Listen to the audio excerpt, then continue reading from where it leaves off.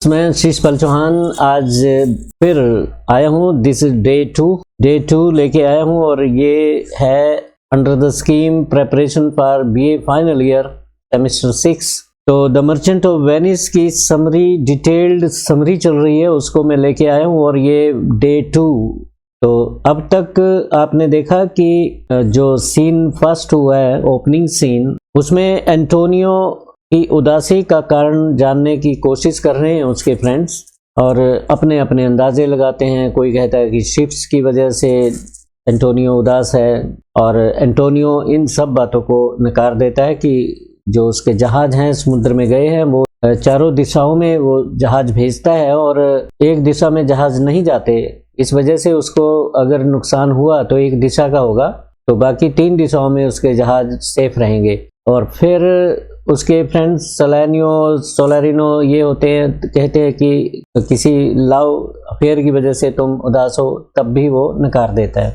और फिर बसेनियो भी वहां आ जाता है। बसेनियो ने अपनी मंशा प्रकट करी कि वो बेलमोंट जाना चाहता है और वहां पे कंपटीशन है कास्केट्स का और पोर्शिया का हाथ वो जीतना चाहता है। तो लोन लेने की बात करी तो एंटोनियो ने कहा कि उसने सारी इन्वेस्टमेंट लगा रखी है, पैसा सारा अपने शिप्स में लगा रखा है, परंतु फिर भी वो उसकी हेल्प करेगा। जो वेनिस के व्यापारी हैं दूसरे, उनके पास जाएंगे वो और अपने बिहाफ पे उनको लोन दिलवा देगा। तो ये यहाँ तक बात हो गई थी।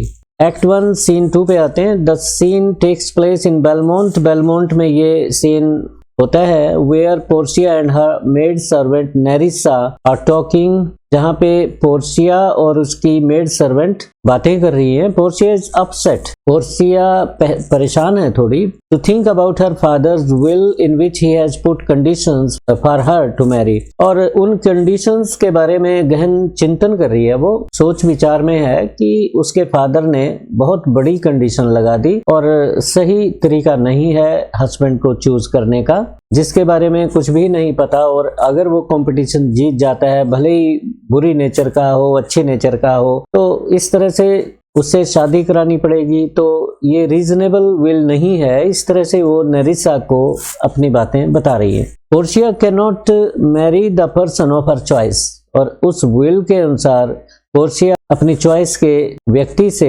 शादी नहीं करा सकती। Her father has left 3 caskets made of gold, silver and lead. उसके फादर ने 3 कास्केट्स बनवाए, एक गोल्ड का है और एक सिल्वर का बना हुआ है, एक लेड का है। जो बॉक्स हैं उन पे ऊपर का जो हिस्सा है वो या तो उस पे पानी फिरा होता है या फिर परत होती है। इस तरह के बॉक्सेस हैं, 3 हैं, एक गोल्ड का है, एक दूसरा सिल्वर का, तीसरा लेड का बना हुआ है। Whosoever chooses the casket in which he finds Portia's picture would be the right casket and he shall be allowed to marry her. जो कोई भी व्यक्ति सही कास्केट को चुनेगा तो उसकी शादी पोर्शिया के साथ होगी। अब सही कास्केट कौन सा होगा, इसका फैसला कैसे हो? तीनों में से एक कास्केट में पोर्शिया की तस्वीर होगी। अगर वो निकल जाती है पोर्शिया की तस्वीर तो उससे ही शादी कर ली जाएगी। कई अराइज होते हैं कि 3 कास्केट हैं और 3 कास्केट में सपोज करो आप ये सोच रहे होंगे कि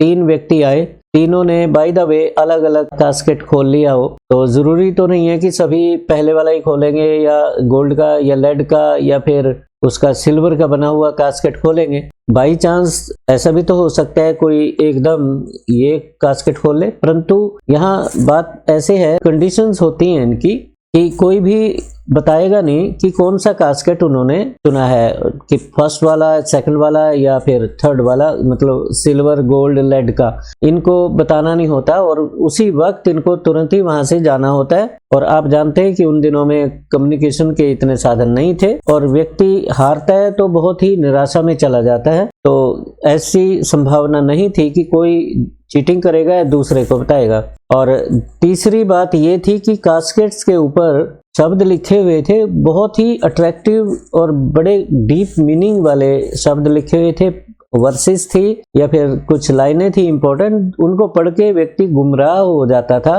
कि ये कास्केट गोल्ड में तो हो नहीं सकती, या सिल्वर में होगी, या सिल्वर में नहीं होगी, लेड में होगी। तो इस तरीके से जो शब्द है वो काफी गुमराह करने वाले थे। उन शब्दों को पढ़ के ही व्यक्ति की विजडम का अंदाजा लगाया जा सकता था। तो आगे बढ़ते हैं। She discusses all this with नेरिसा। तो ये सब बातें वो नेरिसा के साथ डिस्कस करती है कि गलत बात है। Thus Portia is bound to honour her father's will. अपने फादर की वसीयत को, जो इच्छा थी, उनकी विल थी, उसको ऑनर करने के लिए, उसको पूरा करने के लिए वो बंधी हुई है, बाउंड है। She discusses all this with नेरिसा। ये सारी बातें अपनी फ्रेंड भी थी, वो उसकी मेड सर्वेंट भी थी, उनको बताती है। In a way Portia has been caught in a difficult situation. एक तरीके से पोर्शिया बहुत ही मुश्किल स्थिति में फंसी हुई है। She is unable to marry the person she likes. यहाँ मैरी आएगा, और जिस व्यक्ति को पसंद करती है उससे शादी करने में असमर्थ है, क्योंकि ये कंपटीशन उसको लड़ना पड़ेगा। अगर हार गया तो उससे उसकी शादी नहीं हो सकती। She says the will of a living. काफी इंपॉर्टेंट लाइंस है, आप नोटेबल है। The will of a living daughter curved by the will of a dead father. बहुत आयरॉनिकल लाइनें हैं कि एक मरे हुए व्यक्ति की इच्छा ने एक जीवित व्यक्ति की इच्छा को कुचल के रख दिया। She can neither choose nor reject anyone। ना तो वो किसी को चूज कर सकती है, सिलेक्ट कर सकती है, ना रिजेक्ट कर सकती है। She is bound to follow her conscience due to her immense love and respect towards her father who is no more now।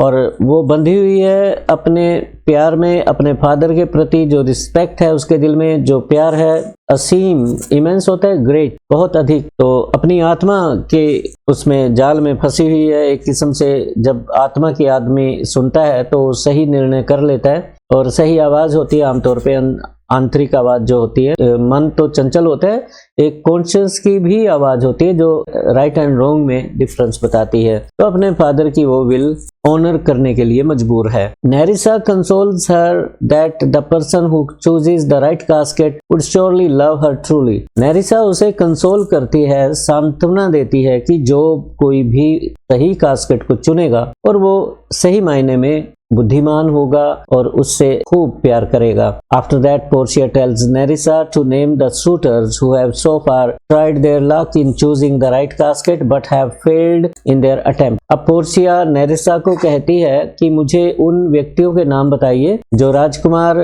आए हैं और जिन्होंने प्रयत्न किया है उसको जीतने का, परंतु अपने प्रयत्न में वो हार गए हैं। उन सब के नाम बताइए। Nerissa names them one by one. Nerissa एक एक करके उनके नाम लेती है। Portia describes their personalities. और पोर्शिया उनके व्यक्तित्व को डिस्क्राइब करती है, उनके चरित्र को, कैरेक्टरिस्टिक्स को डिस्क्राइब करती है according to what she thinks about them, कि उनके बारे में वो क्या सोचती है। We also come to know Portia's views on her suitors. और इस तरीके से इस दृश्य में एक्ट 1 सीन 2 में हमें पोर्शिया के शूटर्स के बारे में क्या विचार थे उनका भी पता चलता है कि पोर्शिया उन व्यक्तियों के बारे में क्या सोच रही थी। She doesn't like them at all। At all means बिल्कुल भी उन्हें पसंद नहीं करती। After that, इसके पश्चात क्या होता है? Nerissa reminds Portia of Bassanio. एक एक करके वो डिटेल में बताती है। आप टेक्स्ट पढ़ोगे तो देखना वहां पे, और क्वेश्चन भी बनेंगे शॉर्ट, और कुछ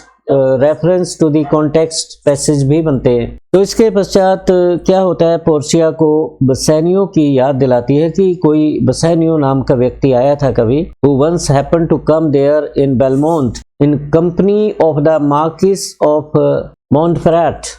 कि बेलमोंट में एक व्यक्ति आया था, नौजवान व्यक्ति, मार्किस ऑफ मोंटफ्रेट के साथ, when her father was alive, जब उनके फादर जीवित थे। नेरिसा calls him a Venetian, a scholar and a soldier.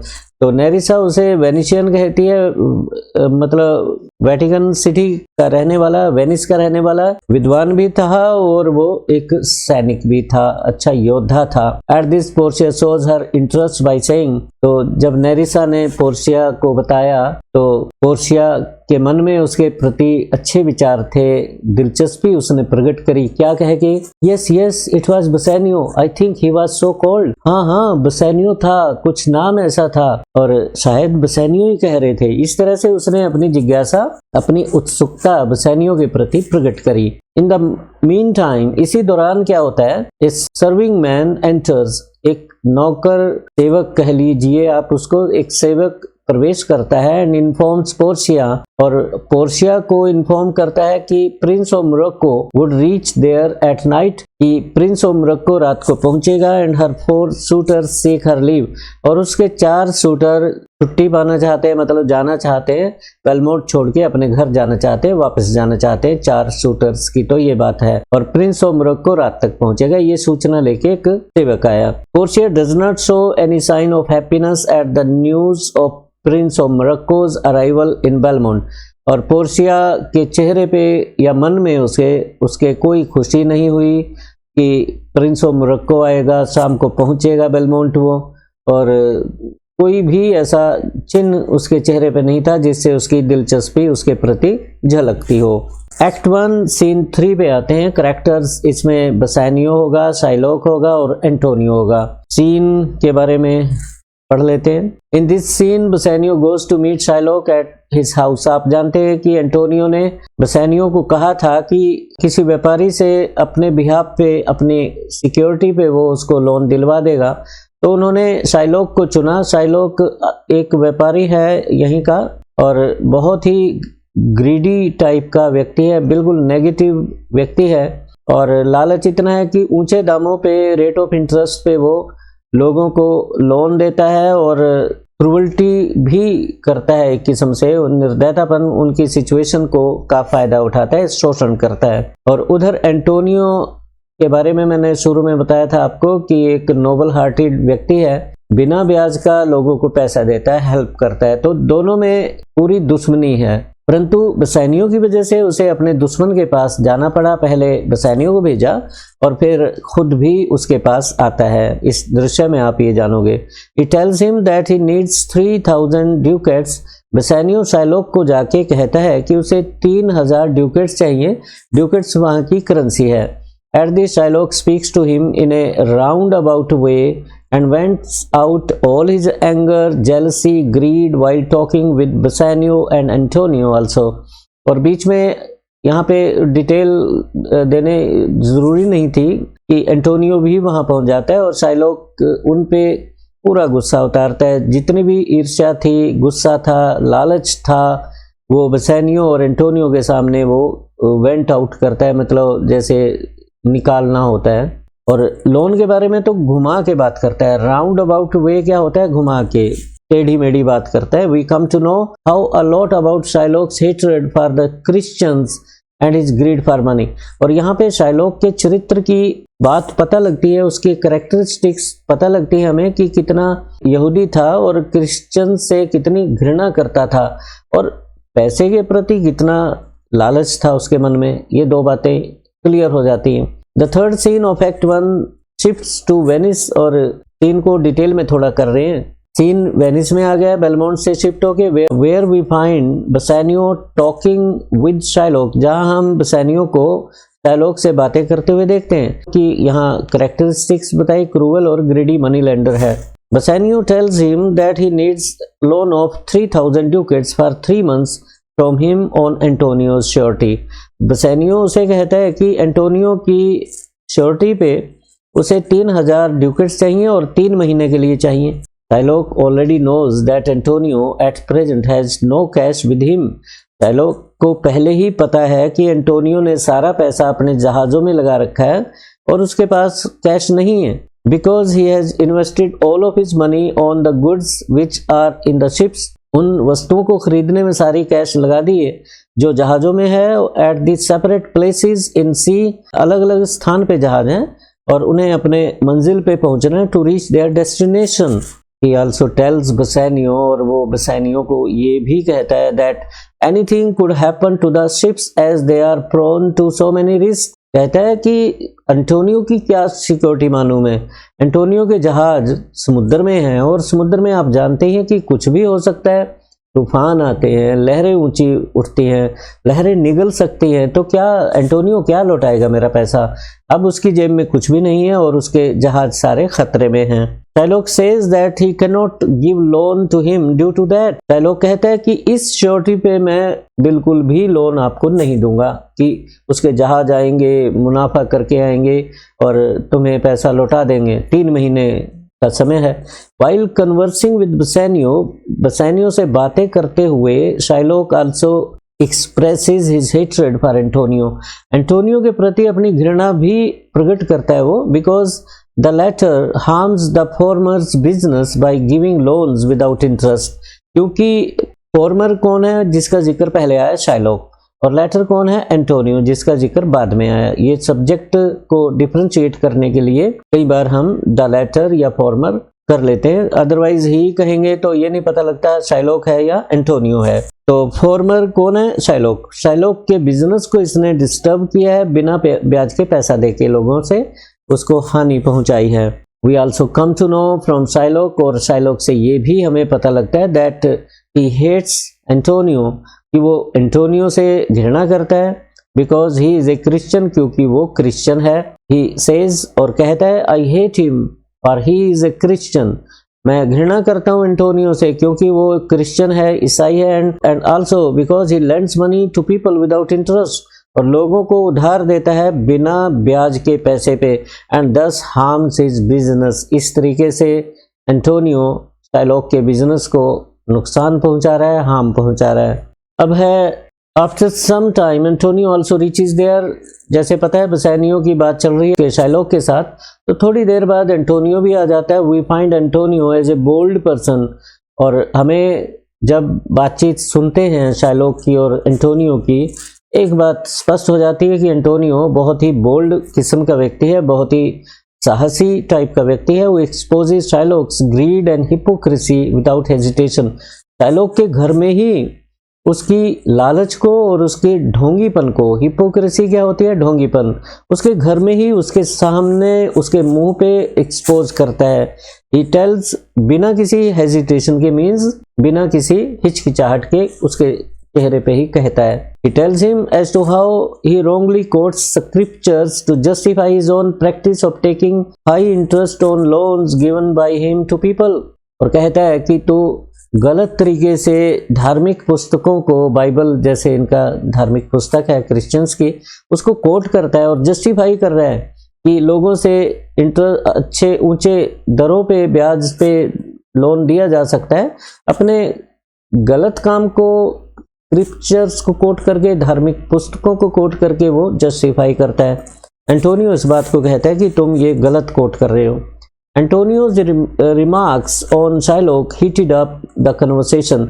Antonio के जो बात थी, जो बातें कही एंटोनियो ने शाइलॉक के मुंह पे कही, इससे जो कन्वर्सेशन है, बातचीत है, हीट अप हो जाती है, थोड़ा गर्मी आ जाती है शब्दों में। Going on between them and finally it is decided, और आखिरकार ये डिसाइड होता है that Antonio would sign a bond, कि एंटोनियो को एक बॉन्ड पे साइन करना पड़ेगा जिसमें साफ तौर पे लिखा होगा that Shylock would be entitled to cut 1 pound of flesh from any part of Antonio's body if the loan was not returned on time। कि शाइलॉक आज़ाद होगा 1 पाउंड मांस काटने के लिए इसके शरीर से, एंटोनियो के किसी भी पार्ट से, किसी भी बॉडी पार्ट से 1 पाउंड मांस वो काट सकेगा, यदि लोन 3 महीने के भीतर या 3 महीने के खत्म होने पे उसी दिन, आखिरी दिन चुकता ना किया गया। तो ये बॉन्ड बन गया और बॉन्ड पे साइन होने। Finally Antonio agrees to sign the bond, और आखिरकार एंटोनियो एग्री हो जाता है, सहमत हो जाता है बॉन्ड पे साइन करने के लिए। डिस्पाइट बसानियोज परसुएशन टू हिम, इस बात के बावजूद, डिस्पाइट मैंने होता है के बावजूद, बसानियो ने बहुत रोका कि भाई तुम अपनी जान को जोखिम में मत डालो, मेरे लिए अपने जीवन को खतरे में क्यों डाल रहे हो, ऐसा खतरनाक बॉन्ड मैं नहीं चाहता कि आप साइन करो। परसुएशन होता है मनाना। बसानियो ने एंटोनियो को खूब मनाया, बहुत मनाया, परंतु नहीं माना वो। Thus we see much of Shylock's hypocrisy and greed in this scene। इस तरीके से इस दृश्य में शाइलॉक की हिपोक्रेसी, उसका ढोंगीपन, उसकी लालच सतह पे आ जाती है, मतलब वो एक्सपोज हो जाता है। Antonio proves himself that he is a true friend, और एंटोनियो साबित कर देता है कि वो बसानियो का बहुत ही अच्छा मित्र है। Bassanio also shows his concern to Antonio while persuading him not to sign the bond, और बसानियो भी बहुत चिंता करता है एंटोनियो की, उसे बार बार कहता है कि मत साइन करो बॉन्ड पे, मत साइन करो, परसुएड करता है, उसे मनाता है, हर तरीके से मनाता है, परंतु एंटोनियो नहीं मानता, और उसे पता है कि उसका फ्रेंड बसानियो निराश हो जाएगा। तो 2 सीन हमने कंप्लीट कर लिए हैं। एक्ट 1 का सीन 3 हम कल को लेके चलेंगे, ठीक है।